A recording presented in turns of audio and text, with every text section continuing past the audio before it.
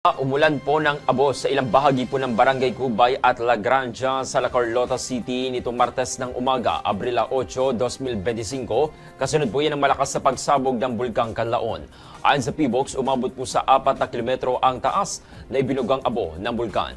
Nakaangat pa rin o nakataas pa rin sa Alert Level 3 ang bulkan, hudyat ng patuloy na aktibidad at posibleng karagdagang pagsabog. Apektado rin po ang mga bayan tulad na lamang ng La Castellana kung saan ilang residente mula sa Barangay Aral-Al ang lumikas. Hirap naman sa biyahe ang ilang sasakyan dahil sa makapal na abong bumalot sa mga kalsada. Nagpaalala po ang mga otoridad sa publiko na magsuot ng face mask at iwasan ang paglabas ng bahay kung hindi kinakailangan. Inaalam na ng gobyerno ang mga karagdagang pangangailangan ng mga lokal na pamahalaan sa Negros na apektado ng pagsabog ng Bulkang Kanlaon.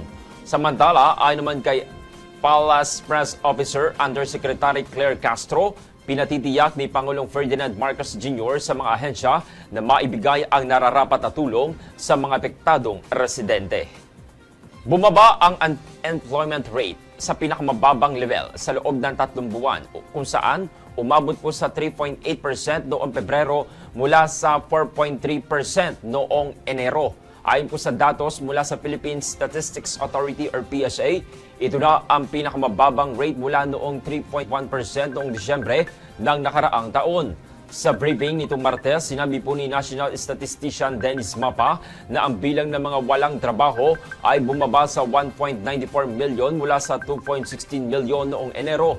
Tumaas naman ang employment rate sa 96.2% mula sa 95.7% noong nakaraang buwan, habang ang bilang naman ng mga employed Filipinos ay umabot naman sa 49.15 million.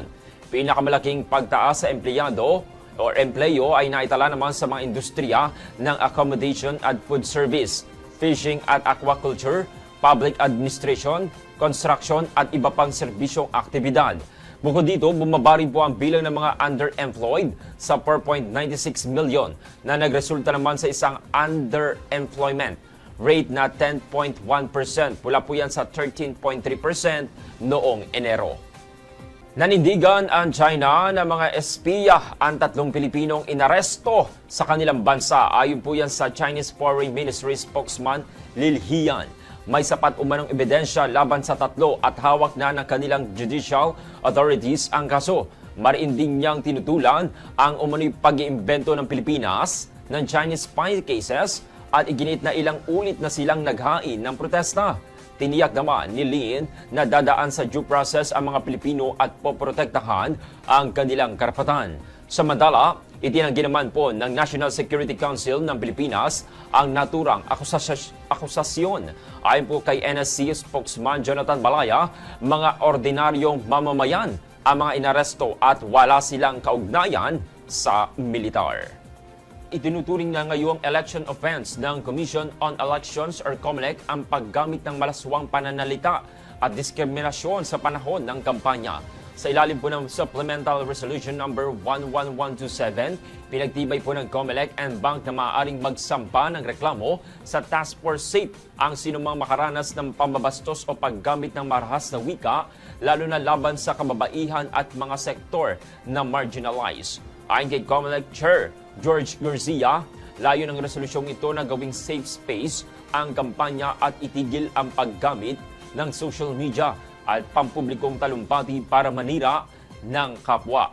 Samantala, muling sinampahan ng show cause order si Pasig Congressional Candidate Christian Sia matapos umano niyang laitin ang dating babaeng staff dahil sa timbang nito.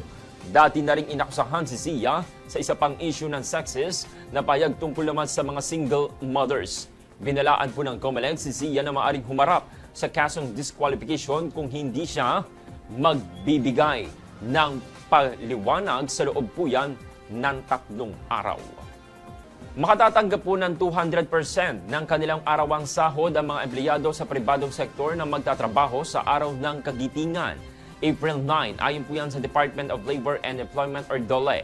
Sa Labor Advisory, ipinaalala po ng DOLE sa mga employer ang tamang pagbayad sa sahod ng mga manggagawa sa regular holiday na ito. Kung magtatrabaho ang empleyado ng higit sa 8 oras, bibigyan siya ng karagdagang 30% ng hourly rate. Kung ang araw naman ng kagitingan ay tumapat sa araw ng rest day ng empleyado, makatatanggap siya ng 200% ng sahod plus 30% ng karagdagang sahod. Ang mga hindi pumasok sa regular holiday ay makatatanggap naman ng 100% ng kanilang sahod basta't nag-report o may leave of absence na may bayad sa araw bago ang holiday. Ang araw po ng kagitingan ay paggunita po yan sa mga sundalong Pilipino na isinakripisyo ang kanilang buhay sa Battle of Bataan noong World War II. Umabot po sa 18 volcanic earthquakes ang naitala sa Taal Volcano sa Batangas, kabilang na po ang isang volcanic tremor na tumagal ng 3 minuto sa nakalipas na 24 oras. Ayon po yan mismo sa latest update ng PBOX ngayong Miyerkules ng umaga, Abril 9. Umabot naman sa 1,030 na tonelada kada araw ang sulfur dioxide emission nitong Abril 7. Nakita din po ang mahinang ngunit tuloy-tuloy na pagsingaw mula po yan sa crater plume na umabot naman sa 600 metro at napadpad sa timog kanluran. Nananatili naman sa Alert Level 1 ang Taal Volcano ayon po yan mismo sa PBOX. Pinapayuhan po ang publiko na iwasan muna ang pagpasok sa Taal Volcano Island, lalo na yan sa Permanent Danger Zone. Inaasahan pong bahagyang maulap hanggang sa maulap na kalangitan na may mga posibilidad ng mga pag-ulan o thunderstorm sa Metro Manila at sa nalalabing bahagi po ng bansa ngayong Miyerkules ayon po yan mismo sa Pag-asa. Sa inalabas po ng 4 o'clock AM weather bulletin na Pag-asa, sinabi po ng ehensya na ang easterlies o yung mainit at maalinsangang hangin mula po yan sa silangan ang siyang makakapekto sa lagay ng panahon sa ating bansa. Bunsod nito, asahan naman po ang mga isolated rain showers o thunderstorm lalo na po sa hapon o gabi. Bagamat hindi inaasahan ang matinding sama ng panahon, pinapayuhan po ang publiko na maging alerto sa posibleng pagbaha o pagguho ng lupa lalo na po yan sa mga lugar na apektado. Nilinaw din po ng Pag-asa na hanggang ngayong araw, wala pang namomonitor na low pressure area o LPA o anumang bagyong maaaring mabuo sa loob ng Philippine Area of Responsibility. Kayo ba ay mahilig kumanta sa banyo man, sa video okay o habang naglalakad? Aba, magandang balita kami para sa inyo. Ayon sa mga eksperto, ang pag-awit o pagkanta ay hindi lang pampasaya, kundi may benepisyo rin sa ating katawan at isipan.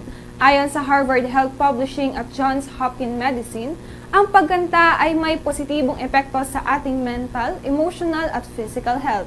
Narito ang ilan sa mga benepisyo nito.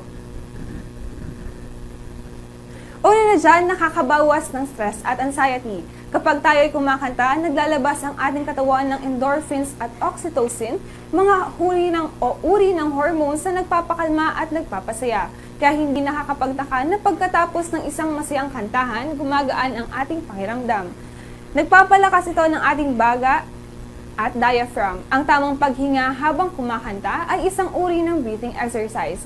Ayon sa Johns Hopkins Medicine, nakakatulong ito sa pagpapalakas ng ating baga, lalo na sa may mga respiratory conditions. Nakakatulong sa memorya at konsentrasyon.